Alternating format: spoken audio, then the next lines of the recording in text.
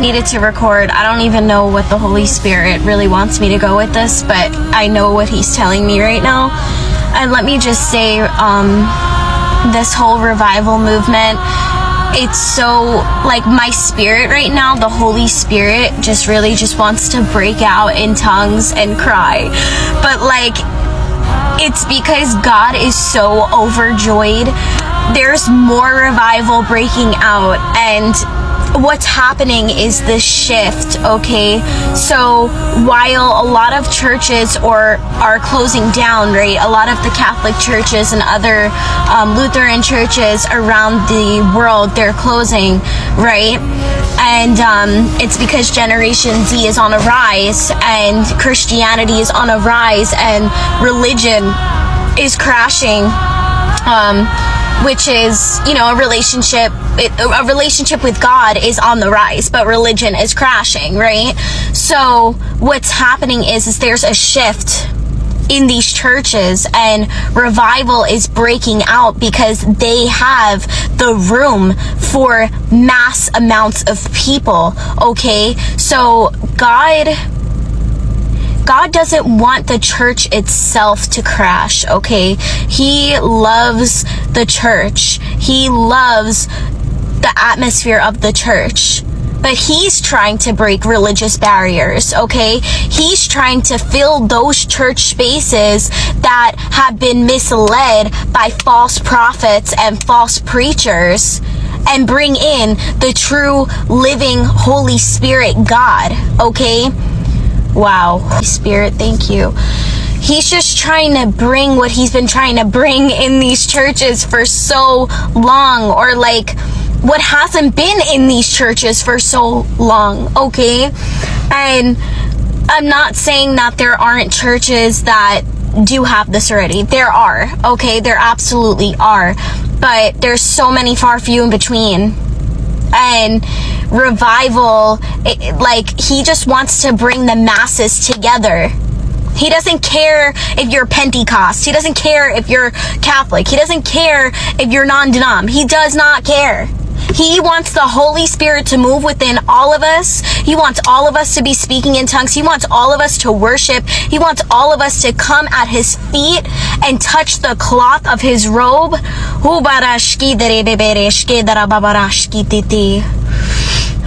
So, oh my gosh, thank you, Jesus. That's all I had to say. Salut les amis, alors voilà, c'était pas du tout une vidéo prévue, mais j'avais à cœur de parler du réveil à l'université de Asbury au Kentucky, aux États-Unis. Mais avant d'aller plus loin, n'oubliez pas, si vous ne l'avez pas encore fait, de vous abonner, de mettre un pouce et surtout de laisser un commentaire dessous. Alors, j'ai 20 minutes devant moi avant un rendez-vous et j'espère que ce sera suffisant pour dire tout ce que ce réveil amène comme réflexion en moi, tout ce que ce réveil ranime en moi, tout ce que ce réveil me booste, m'encourage. Et j'espère aussi que ce sera le cas pour vous et que vous observerez pas ce réveil comme quelque chose qui est loin de nous et qui n'arrivera pas vers nous et qui ne nous concerne pas, et juste quelque chose qui nous fascine de loin comme ça, qu'on admire en se disant qu'on le vivra pas, ou des trucs comme ça. Moi, je crois que ce réveil, il est vraiment là justement pour nous Français, pour nous dire ça vient ici, ça va venir aussi, et pour nous dire que nous devons nous préparer pour cette venue du réveil en France. Et je crois même que ce sera un réveil qui sera mondial, ultra-mondial, jusqu'au retour de Jésus-Christ, le dernier grand réveil pour les nations. Et je le dis avec foi et avec conviction et certitude, et je sais que ça vient du Saint-Esprit. Vous voyez, j'ai laissé quelques images, vous pouvez trouver sur YouTube, sur TikTok, sur Instagram, tous les jours, des vidéos en direct ou des plus courtes vidéos qui montrent ce qui se passe là-bas dans cette université. Vous allez voir aussi sur Internet que, je le mettrai en description aussi, mais ce n'est pas la première fois qu'il y a un réveil dans cette université. Et je trouve ça intéressant aussi, ça fait réfléchir. Et ce que je trouve intéressant dans ce réveil, c'est que ça part d'un endroit qui est pas du tout charismatique au départ, dans un endroit où c'est pas les humains qui ont cherché ça. C'est vraiment un mouvement de l'esprit. Et c'est parti de petits jeunes qui ont décidé de passer un temps, comme tous les mercredis, dans la louange, dans la chapelle. Et maintenant, ça fait depuis mercredi dernier, aujourd'hui nous sommes le 18, le vendredi 18, que non-stop, il y a de la louange, de la prière, de la lecture de Bible. Il commence à y avoir des personnes qui commencent à parler en langue, des personnes qui sont guéries, des personnes qui ont des démons qui sont chassés, et je crois que c'est pas fini. Bien sûr, on pourrait se dire, mais c'est un mouvement qui vient du Saint-Esprit. Donc comme c'est un mouvement qui vient du Saint-Esprit, on peut rien y faire. On peut rien y faire. Si ça nous tombe dessus, ça nous tombera dessus sans prévenir, et on n'a rien à faire. Absolument rien à faire. Mais en fait, moi, je crois pas. Je crois que, en tout cas pour moi, ce que ce réveil m'enseigne, c'est que clairement, Jésus, il n'est pas venu apporter une religion. Il est vraiment venu apporter la vie et la liberté. Et je crois que c'est accessible. C'est juste là, sous nos yeux. C'est même en nous. Et je crois qu'il a juste envie de le manifester à travers chacun et chacune d'entre nous. Et je crois même que c'est vachement plus simple que ce qu'on imagine. Souvent, quand on pense au réveil dans l'histoire de l'Église, on pense à des choses qui sont lointaines vis-à-vis de nous. Même inconsciemment, il y a une dose d'incrédulité par rapport à ces mouvements de réveil.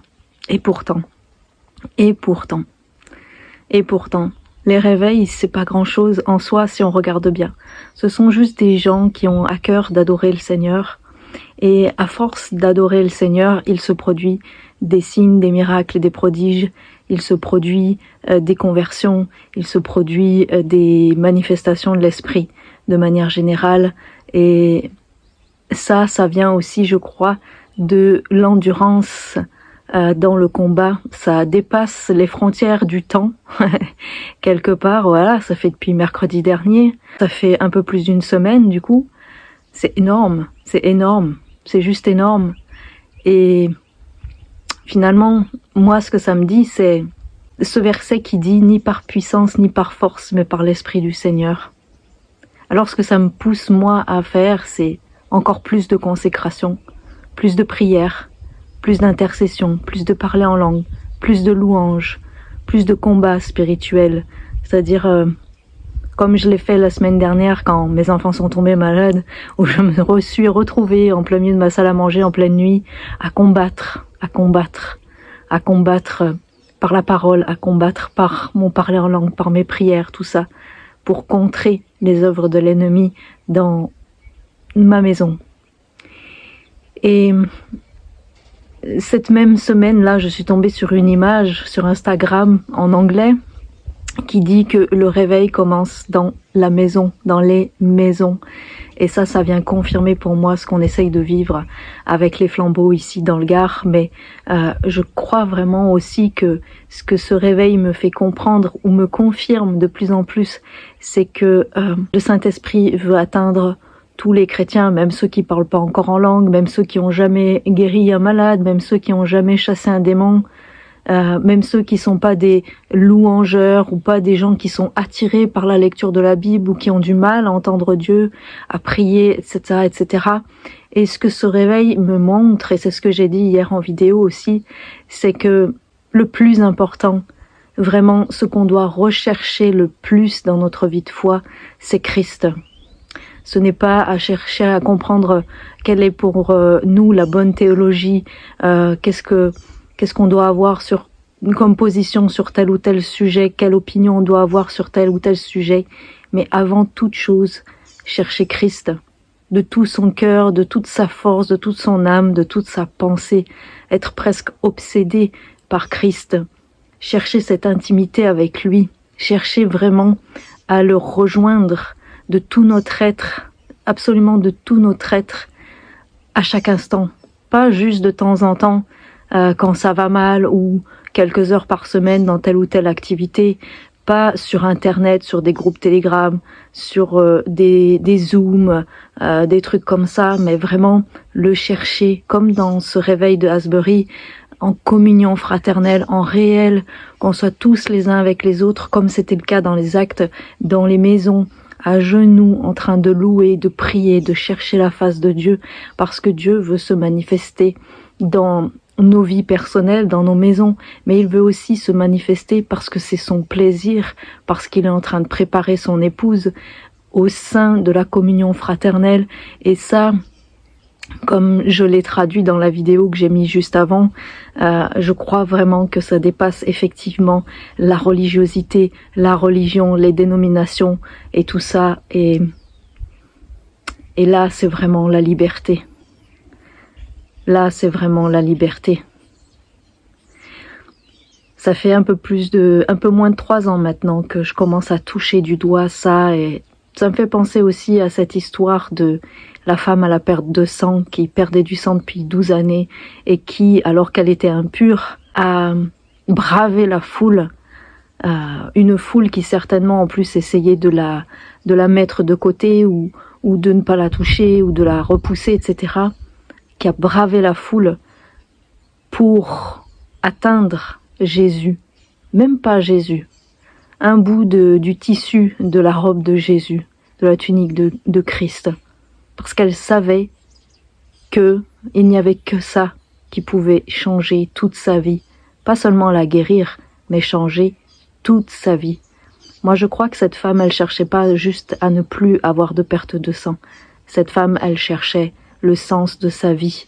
Elle cherchait à rencontrer celui qui pouvait lui donner la vie en surabondance, lui donner un sens à son existence, lui donner un sens à pourquoi toutes ces années de lutte. Voilà ce que cherchait la femme à la perte de sang. Et pourquoi j'en parle? Parce que c'est une histoire qui me poursuit depuis autant de temps que je la connais. Le Seigneur m'a parlé plusieurs fois au travers de cette histoire, et à chaque fois que j'en parle, je suis vraiment émue, bouleversée, parce que je crois que cette femme, elle a tout compris. Elle a absolument tout compris. Tout son cœur, tout son corps, tout son être était dirigé vers Jésus-Christ. Elle avait soif de Jésus-Christ. Elle a vraiment tout fait pour le voir, pour le toucher, pour l'entendre, pour l'atteindre.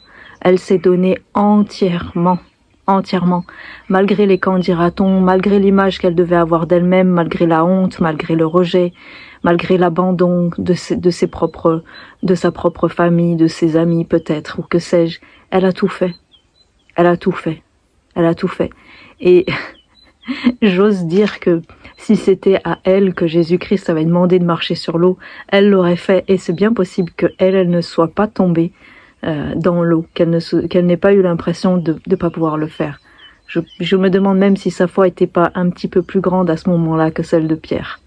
Voilà ce que me dit ce réveil de Asbury. Est-ce que vraiment on est prêt à payer le prix jusqu'au bout pour atteindre Christ? Souvent on prie pour le réveil, mais le réveil il commence par nous, par le peuple de Dieu, par l'Église de Christ. Le réveil va commencer par nous. Pas par les gens du dehors, mais par nous. Jésus est en train de préparer son épouse pour le jour des noces. Et ça commence par ce genre d'événement. Ça commence par chercher Dieu, chercher Jésus de tout son être, absolument de tout son être. Ça implique de changer notre emploi du temps. Ça implique de se délester de choses qui ne sont pas utiles, même si on a peur de manquer ou quoi. Ça implique de mettre en application, tout simplement, ce en quoi on croit. Et si on croit que le nom de Jésus est le nom au-dessus de tout nom, si on croit que Jésus peut pourvoir à chacun de nos besoins, si on croit que Jésus peut bouger une montagne, si on croit que avec l'esprit de Jésus, on peut couper la mer en deux, multiplier du pain, des poissons, changer l'eau en vin.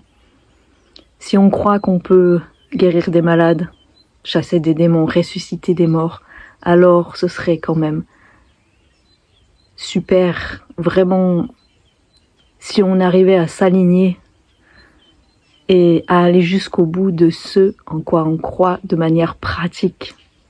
Et ça passe par une seule chose, chercher Christ.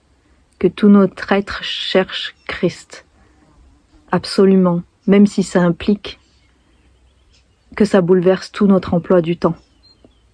absolument tout notre emploi du temps. Est-ce que vraiment Christ est à la première place dans notre vie?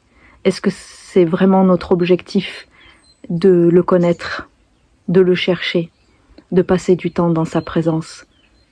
Est-ce qu'on n'a pas d'autres idoles, d'autres choses qui prennent sa place bien trop souvent encore? Voilà ce que m'inspire ce réveil à Asbury University. Je vous laisse sur quelques petites images. Soyez bénis les amis. Thank you very much. New tonight, people from across Kentucky and neighboring states are coming to Asbury University to pray and join in an unplanned revival. It all started as a routine chapel service Wednesday morning on the Wilmore campus, but has now turned into something much bigger. It's been going on for more than 80 hours now and counting. We caught up with one student who told us how this revival came about. They officially did dismiss us on Wednesday at 10:50. But the gospel choir was leading worship, and they just continued to lead worship. And then I would say roughly 30, maybe even less, had stuck around and continued to worship. And then, like, our president sent an email out sometime early Wednesday afternoon for people who hadn't known that it was still going on, and was like, we are inviting everyone to come. And then I had friends who literally were running to classrooms and was like, you guys gotta come and see this. It might have started off mandatory, but I mean, we're here on a Saturday and it's still going on. Going and going. Asbury has a history of impromptu revivals. One in 1970 lasted 144.